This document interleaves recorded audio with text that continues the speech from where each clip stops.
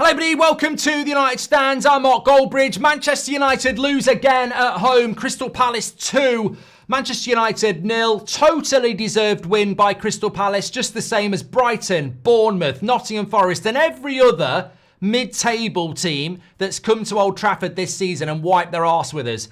Absolutely embarrassing. 11 losses in the Premier League. We lost 14 under Ten Hag last year. This is absolutely shit. And if anybody is looking to blame this on the manager, well, what are you going to do next? Where are you going to go next? At what point are you going to remove your head from your arse and look at what is staring at you in 4K? Low IQ footballers who cannot deal with teams from the bottom half at the table in their own bloody manner. It's absolutely embarrassing. And look, some of these players will get better.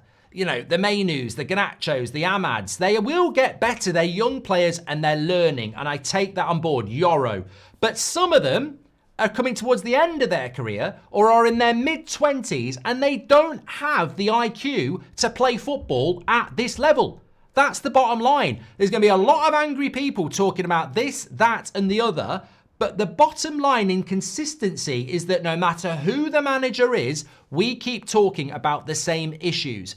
Whether it's last season or under Ollie or under Mourinho, there is a recurring theme of collecting a set of players that cannot deal with this level required at a football club like Manchester United. We are not getting our arse handed on a plate by Liverpool or Man City or Arsenal because we will turn up for those games. But consistently, when we play against teams we should be beating, we don't have the tools to do it. We can get a result out of Arsenal or Liverpool or Man City because we're the underdog and we will fight like an underdog. But when you actually have to express yourselves against the Palaces at home or the Bournemouths or the Forests or the Brightons, we come up short because we lack football IQ. We actually aren't very good at the thing we're meant to be doing. We can't actually create chances. We can't actually play simple passes. We can't actually offensively defend. And offensively defending is very different to what you do at Arsenal where you're going to be back against the wall. We can't actually cause teams any problems. People say, oh, Amram needs to change the system. Robbie Savage FC. I've never heard such rubbish in my life. What system is going to work with these players? They can't play a 5-yard pass. They can't mark up on set pieces. We had 10 corners and we did nothing with them. They had half the amount of crosses into the box. They score from one of them. We are absolutely dreadful on the basics of football. And how you coach a team like that, I'm very interested to see what Amram says after the game because it's mission impossible. He's Tom Cruise. You cannot deal with a team that can't do the basics. How many misplaced passes today? How many times did Delo give the ball to Crystal Palace? I tell you what, get the old stat people on it. Delo's probably Crystal Palace's best passer today. He doesn't even wear a Crystal Palace shirt. Harry Maguire on that second goal playing offside and then trying to get back like a corpse running through concrete. I don't get it. What are you playing offside for, mate? You're slow. You shouldn't be playing offside. You should be just holding the line. Why are you in that position? Anana, should he do better on the first goal? Yoro, why is he not attacking the cross on the first goal? Maguire, why has he lost Mateta on the first goal? It's crap. It's crap IQ. We're not anticipating the danger. We get into the final third. We're not looking to create chances. We had no shots on target at Old Trafford at half time again. No shots on target. I can't remember a good chance, really. I can't remember a really good chance.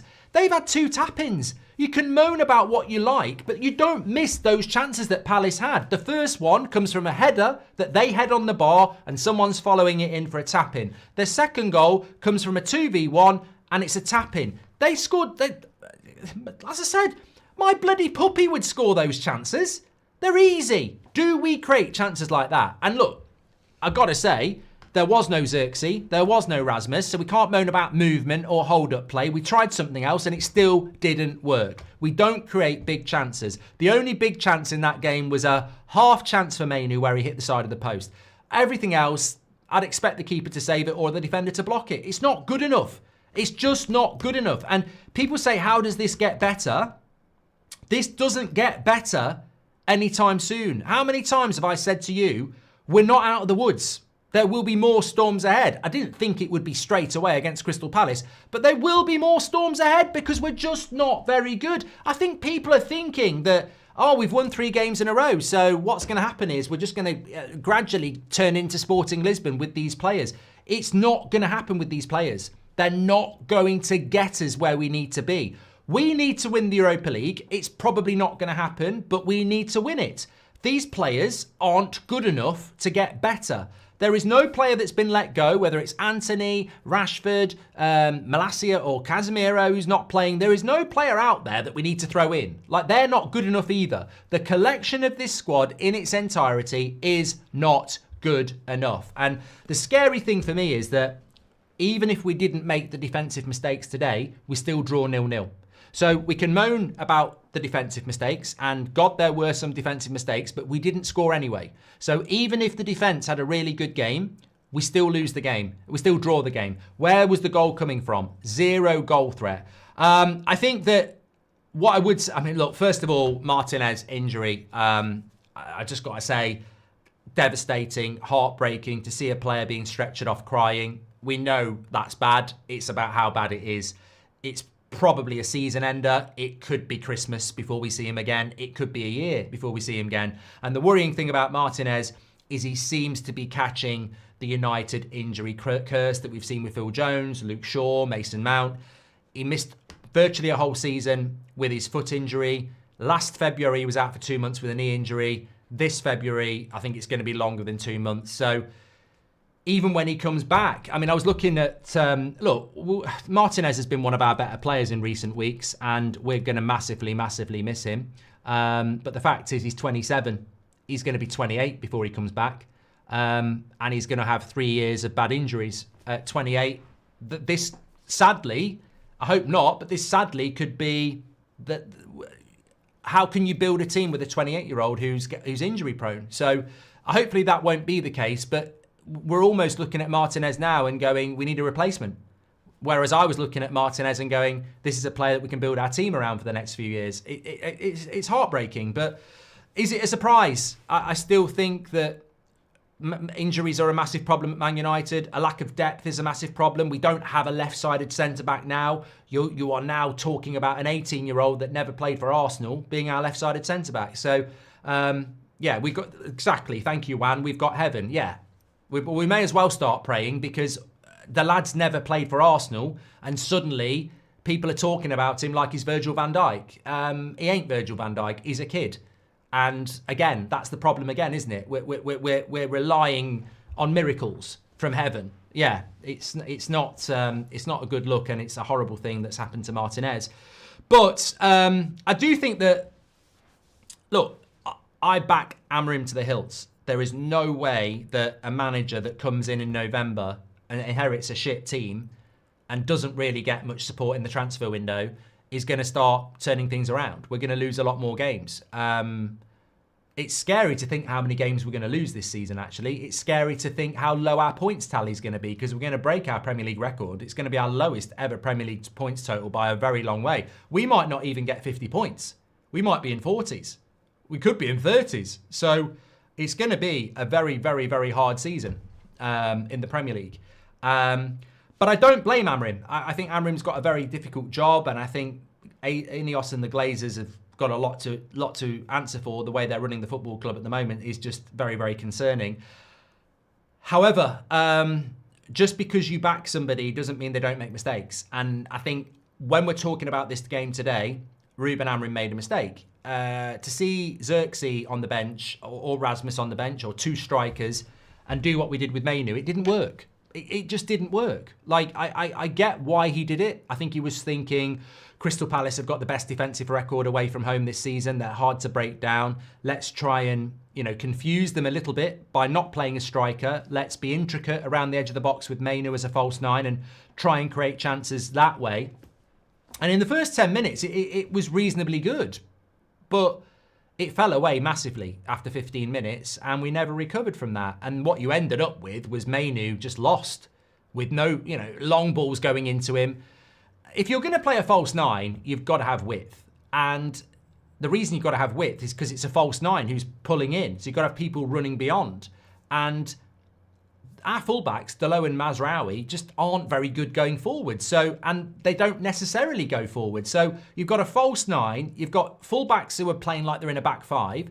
So yet again, you're looking at Garnacho and Ahmad to do the impossible against not only a back 5, but 2 holding midfielders as well. The numbers don't stack up. We would have been better off getting Xerxes on at half-time and just sticking him on their defenders. And lo and behold, at 0-0, that's probably what should have happened. And what happens? We lose the second half 2-0. And then we have to throw Rasmus and Xerxes on. So I think he got that wrong with the Mainu thing. And I think it's a shame as well because Mainu played well in the 10 with Garnacho. And we changed it and it didn't work. I can see why he's doing it, but we're not, it doesn't matter. We don't create chances. We don't create chances in this team. And look, can we get that Tell deal done? Can we do something? Because we desperately do need to do something. The options that we've got in attack are limited. It's very focused on Garnacho and Ahmad and obviously Mainu now. But we're not creating enough chances. We're defending badly. I think we massively missed De Ligt today, by the way. The media won't talk about De Ligt. Fans will. I think we massively missed De Ligt today. I think that I've said it for a few weeks now. He is our best defender. He's a leader. He very rarely makes a mistake. He's ridiculously consistent. And I said it at half-time. There's 3 times in that first half where we've lost runners. How are Crystal Palace getting in behind a back 5? It's criminal. It's a back 5. How are people getting in behind it? And it kept happening and happening. And ultimately, we conceded 2 goals because of it. I think we missed De Ligt today. Now, maybe he wasn't fit enough to play, but we did miss him. But as I said, even with the defensive mistakes, we didn't score any goals. And we don't create chances. And I don't know who people want to blame. Yeah, I don't know who you want to blame. But...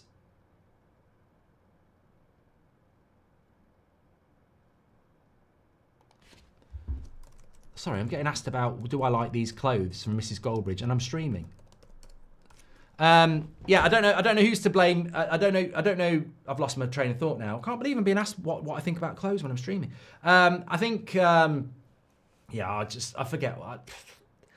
I'm so tired. I'm just so tired of it. It's so shit. And I think some things just irritate me about IQ and system. I mean, this started in the media as well. We've got to stop listening to these morons. Get me on and I'll bloody shut them down. Like, this idiotic thing. The media are so good at planting a stupid seed that somehow infects parts of our fan base. We need to change the system, Mark. It's just not working. For fucking hell. For fucking hell, right? Ruben Amorim, his whole career, has played a 3-4-3.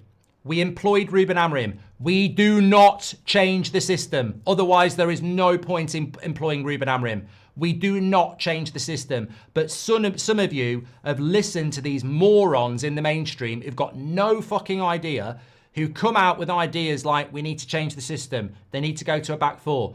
Why would a manager that doesn't play a back 4 go to a back 4? And why would a team that's full of low IQ players suddenly go into a back 4 and start passing a 5-yard pass or winning set pieces? We are losing games because people can't pass, they can't win headers, and they can't do the basics. We use 3-4-3, 5-3-2, 4-4-2, 4-2-2, whatever. They're still going to be shit. They're still not going to be able to do what they're doing. We have a problem, and the problem is we don't have enough good players in that team. It's as simple as that. Right, let's do the player ratings because I've just about had it tonight. I really have. I've absolutely had it. I'm so tired of... I'm tired of it. I'm tired of it. 4. Absolutely a 4. I mean, I don't even know if he's at fault. He just doesn't fill me with any confidence at all. I just don't rate him. I just do not rate him as a goalkeeper. I do not rate him at all. I don't know whether he's at fault on the first goal, but he probably is. I don't know. I just think my main reason for giving him as a 4, right? I'll tell you why. We're at home. We're playing with a false 9. We need to keep the ball, and he keeps booting it long. And we haven't got a fucking striker. We bought you to be a ball-playing goalkeeper. You boot the ball long to Kobbie Mainoo. What are you booting the ball long to Mainoo for? You're at home. Why aren't you playing out from the back? Yoro, I thought, was poor today. 4.5 for me. Look, I don't think he played very well. I think he lacked confidence. I don't think it was a very good performance from Yoro. He's going to be a good player in the future, but in the now, that was a bad performance. And we've given low performances to Ahmad, and we've given low performances to Garnacho, and we've given low performances to Mainoo. So, yeah, I don't think it was a good performance from Yoro. He will be a good player, but I just think he was losing his man. He wasn't attacking the ball, and I think it was a poor performance from him today. Same for Maguire, 4.5 for me. I just think at both goals, he's made a mistake on both of them. And the second goal is just... Unfortunately, he's never going to... I said this at 28. He's never going to get any quicker at 28. And he's certainly not going to get any quicker at 31 or 32. So, yeah, it was a bad game. He's played well recently, but it was a bad game. Bad game. Martinez, I probably would have given him man of the match anyway. And when he went off, he can have my man of the match at 6.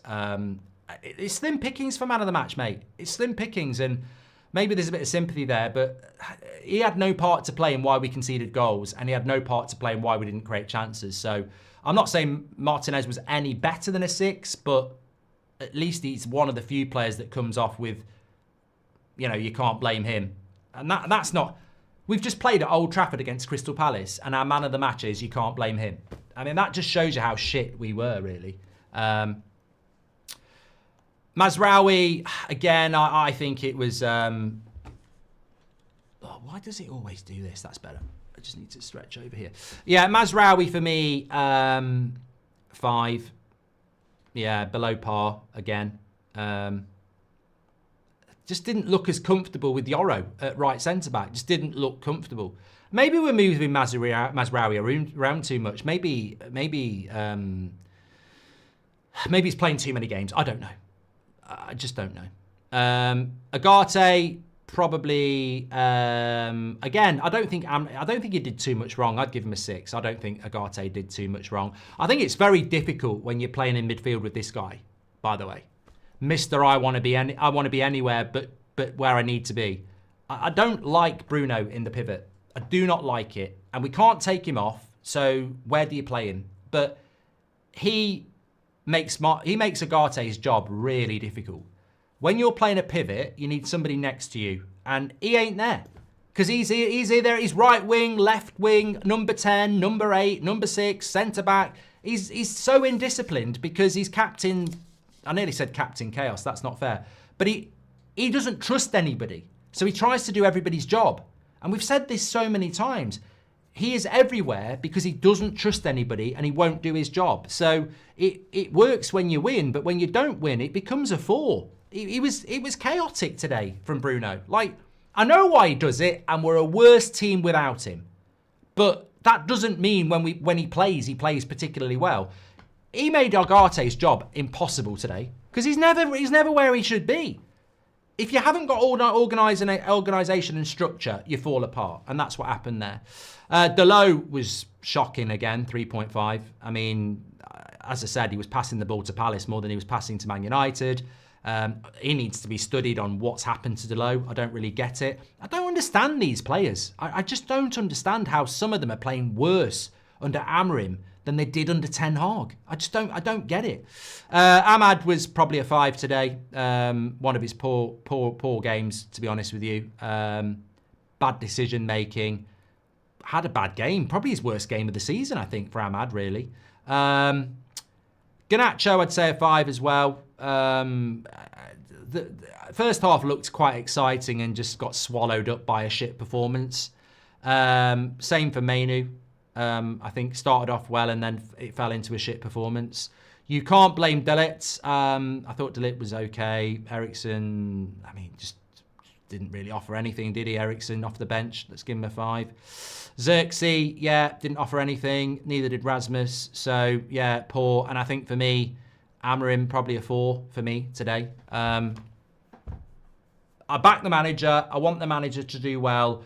but we're having too many of these results. And I don't know how he's going to get us out of this. I really don't know, because he cannot change the system. I don't agree with changing the system. He can't change the system, but the players can't play the system. I just hope that we can do something in the next 24 hours, and I hope that Dorgu can do something as well. Pletty Goal is saying that Tell has decided to join Man United. Concrete negotiations are underway between United. United submitted a loan offer. I mean, this is great news. This is absolutely great news, if this is true.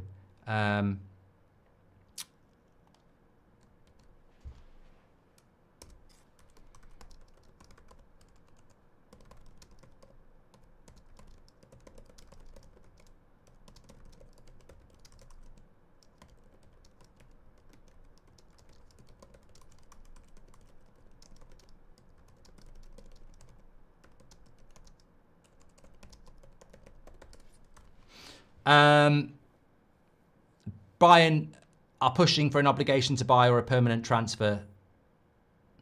Look, that's something positive. That is definitely something positive. Whether it's enough to mask that, I don't know. Man of the match, Ruben Amorim, 47%. Okay, I've never ever had that before. I didn't even know you could do man of the match for the manager. Fair play. Yeah, look, the Tell thing gives us a bit of positivity, but ladies and gentlemen, this is unacceptable.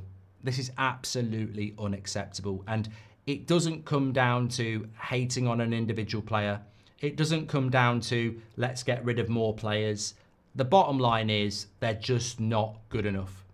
They're just not good enough. They're not good enough. It's as simple as that. They're not collectively good enough. For too long, we've had 10 corners, no threat at all. We've conceded from a set piece. We've got done on the break. We can't pass simple passes. We can't create chances. These are all really basic training ground things. Let's work on set pieces. Let's work on passing drills. Let's work on creating chances. Let's work on counters. All this stuff is training ground stuff. The stuff that Amorim wants to work on is systematic, and that takes longer. But the basics we just can't do. We can't do it. So it doesn't matter what the system is. It doesn't matter who the manager is. It doesn't matter what the formation is. The collection of players that we've got just aren't good enough. I don't like saying this, but it's got nothing to do with Amorim, and it's got nothing to do with the system. This is players who are getting beaten by Palace. They're getting beaten by Bournemouth. They're getting beaten by Forest. They're getting beaten by Brighton. They're just not good enough. Well, some of them will get better, some of them won't. And it's a process, and it's going to take time. But the more players we can get in, the better. We've got 2 coming in this week. They need to go straight into the team. 2 players in a starting 11 is 20% of the team. They've got to go straight into the team. Biindra will be playing on Friday, so we'll have a better goalkeeper. So 30% of the team could be better on Friday night. And you just got to gradually hope that he can bring the right players in and make us better. Because at the moment, it's an absolute shit show. Right, the fan forum's going to start soon. They're going to be talking about Tell. I'm going to be on the Man City Arsenal game, which starts in 5 minutes. So I'll see you over there soon. I'm back tonight at just after 8 o'clock as well. Thanks for your patience. Absolute shit. Take care.